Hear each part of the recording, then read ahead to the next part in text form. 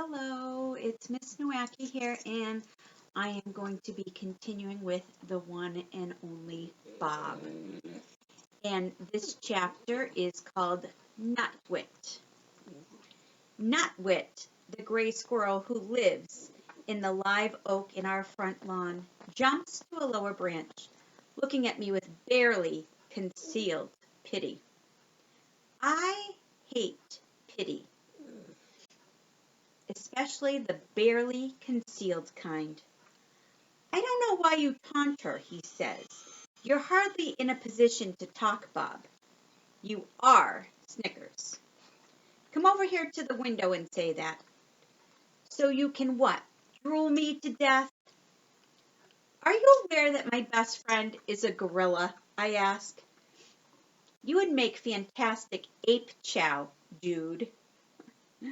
Nutwit reaches for a dangling acorn and yanks it free. I thought gorillas were vegetarians. Ivan eats termites, I say. He might make an exception for you. Face it, Bob, you're soft. You're one step away from your own pink rain boots. He has a point, says Minnie, one of the family's guinea pigs, from her cage next to the TV. No, he doesn't, says Moo, her cage mate. Yes, he does, Minnie squeaks. Doesn't, does, doesn't, Minnie pauses. Wait, you tricked me. The guinea pigs rarely agree on anything. Nutwit leaps over to the window ledge, acorn in paw. He presses his tiny twitchy nose to the screen. You couldn't last a day out here, Bob. Some of us have to live by our wiles. Hey, I lived down the street longer than you've been alive. Nutwit nibbles his acorn. He's quite the prissy eater. Whatever you say, Bob. I say scram. Fine. Hint taken. Anyway, storm's en route. I should be stocking up on my nut stash while I can. Nutwit gives me a wise guy look. That's how we do it in the real world. He scampers off with an acrobatic flourish. Squirrels never do a simple jump when a quadruple backflip cartwheel is an option. You're full of it, I say to nobody in particular. We're full of it, says Minnie. Yes, we're extremely full of it, says Moo, and they popcorn in agreement. Guinea pigs hop up and down when they're happy. It's called popcorning, and it's totally ridiculous. You're happy, wag your tail like a real mammal. I am not soft, I mutter, nosing my protruding belly. I leap, with effort, off the couch.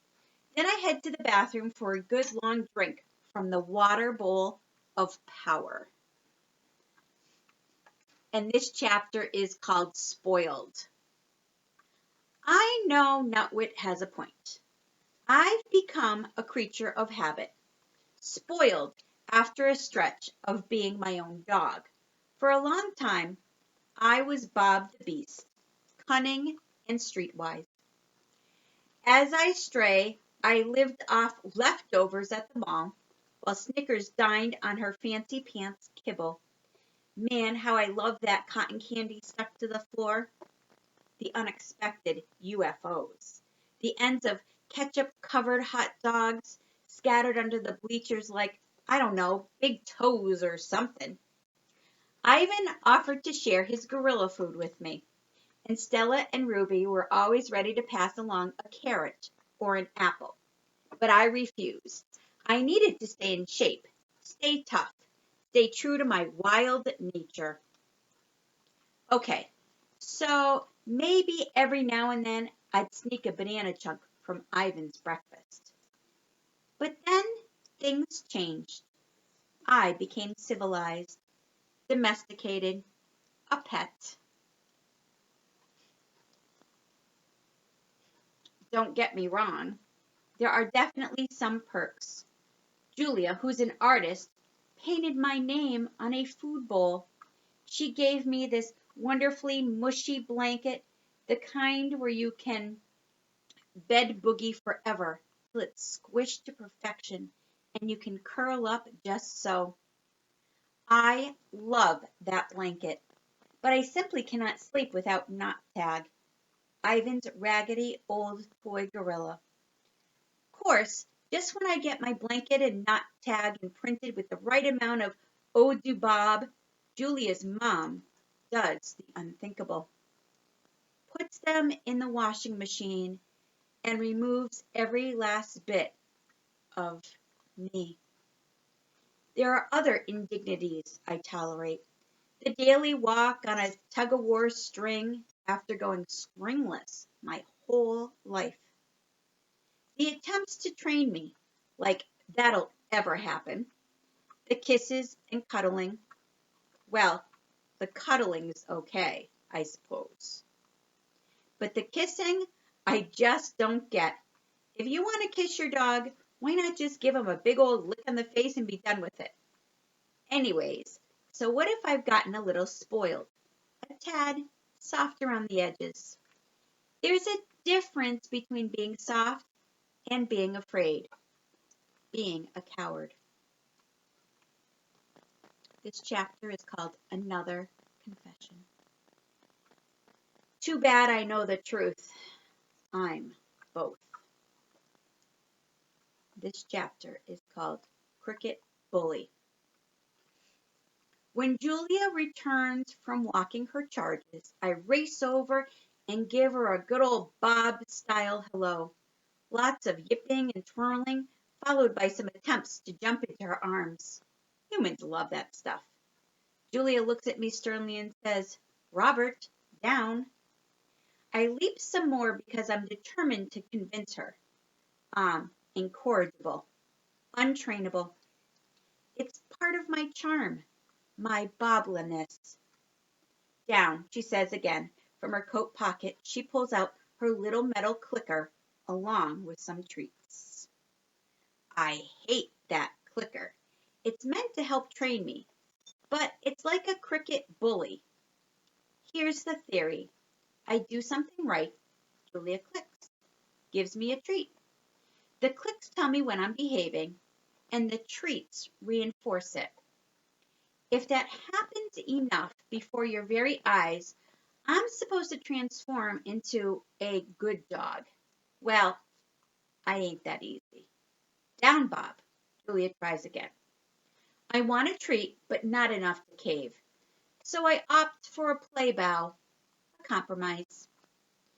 Julia sighs. You are definitely a challenging student." To my annoyance, she puts the treats back in her pocket. I think Julia may be on to me.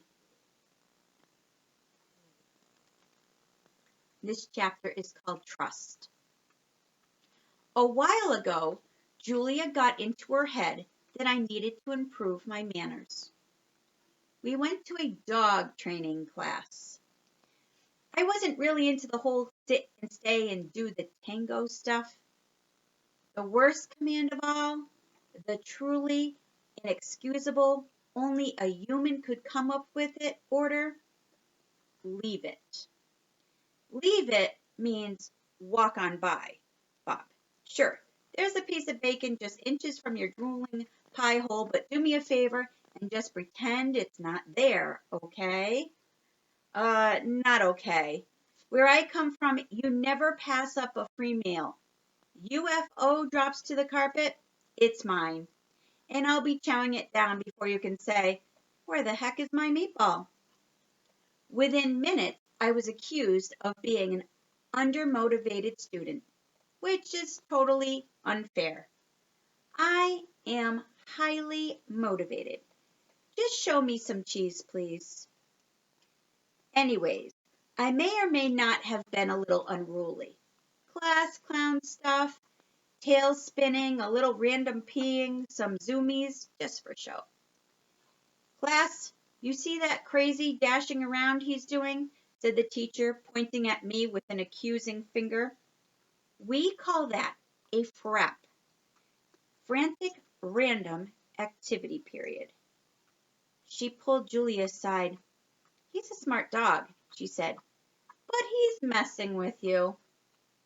Which was true, but I hated getting caught in the act. I thought I was more subtle.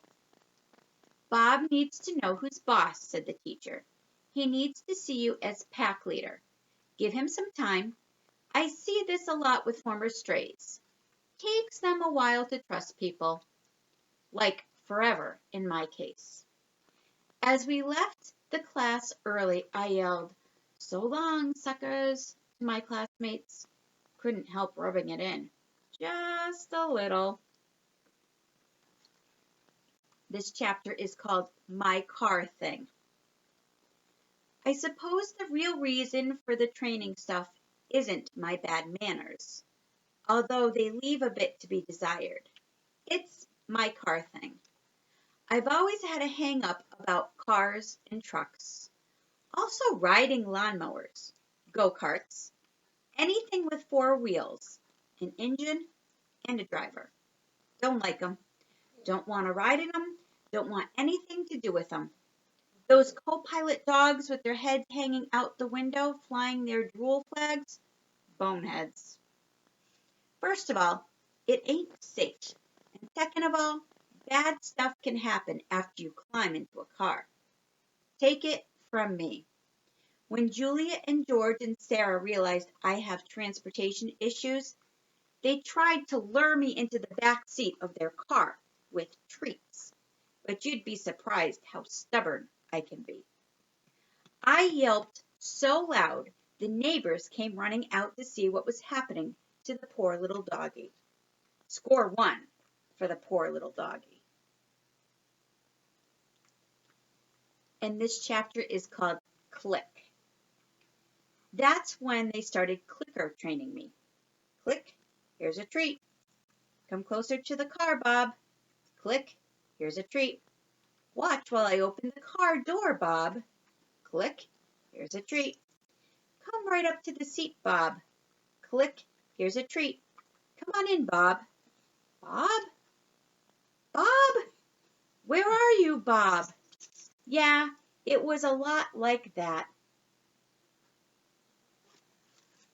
And this chapter is called Options. I still haven't been in a car, or a truck, or a tractor, for that matter.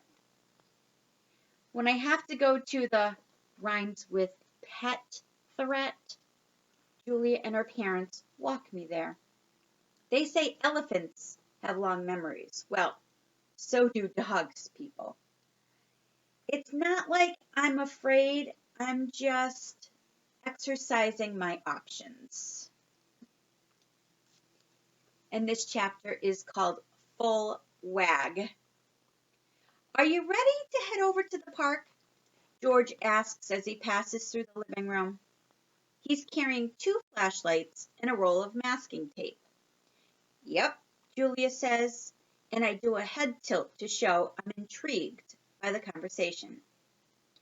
The place where Ivan and Ruby live is called Wild World Zoological Park and Sanctuary, but everybody just calls it the park.